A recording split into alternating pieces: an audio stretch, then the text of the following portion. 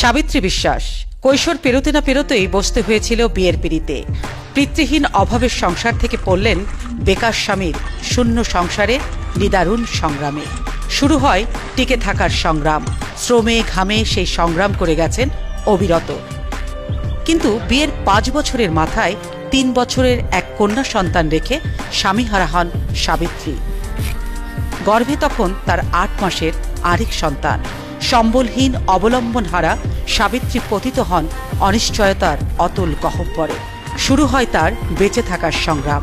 কিভাবে যে আমি সংসার চালাবো নিজে ভাবতে পারিনি, না ভাবলি তারপরে কি করব। আমি মুড়ি বিক্রি করেছি গ্রামে গ্রামে মেয়ে নিয়ে। তারপরে আমার রাস্তায় রাস্তায় আমি কাজ করেছি, অনেক কষ্টে আমি বিকেছি।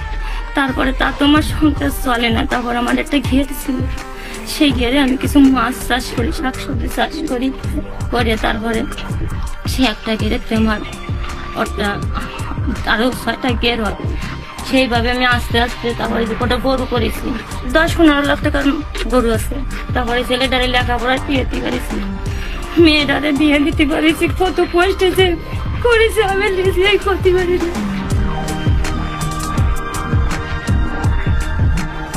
কৃষিকে অবলম্বন করে 2 অনাথ সন্তানকে নিয়ে নতুন করে বাঁচার স্বপ্ন দেখেন সাবিত্রী। 60,000 টাকার মতন খরচ গেছে।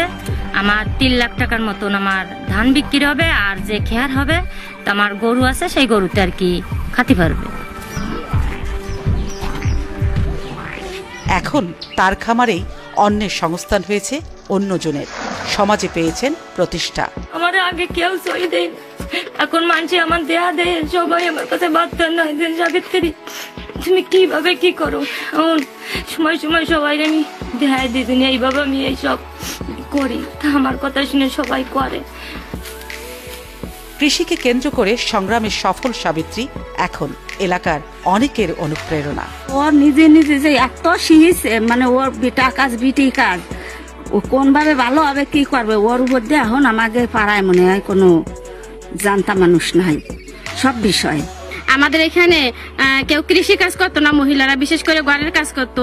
ওনার তো দেহে ওই সবাই মাঠে নামিছে।